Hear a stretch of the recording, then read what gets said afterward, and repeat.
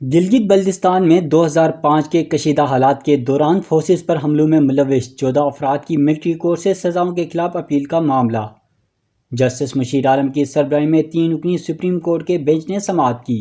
Supreme court نے ملزمان کو سزاؤں کے خلاف اپیل کے لیے چیف کورٹ گلگت بلتستان سے رجوع کرنے کا حکم دے دیا۔ دوران سماعت جسٹس مشیر عالم نے کہا کہ جہاں سزا ہوئی اسی جگہ کی متعلقہ ہائی کورٹ میں اپیل دائر کی جا سکتی ہے۔ ملٹری کورٹ سے ہونے والی سزا آرمی چیف یا اس کے مقرر کردہ نمائندے کے پاس ہو سکتی ہے۔ آرمی قوانین 133(b) کے تحت آرمی چیف سزاؤں پر اپیل سننے کا اختیار رکھتے ہیں۔ وکیل ملزمان نے عدالت کو بتایا کہ آرمی چیف GHQ راولپنڈی میں ہوتے ہیں تو ہم نے لاہور ہائی کورٹ کے راولپنڈی بینچ میں سزاؤں کے خلاف اپیل دائر کی۔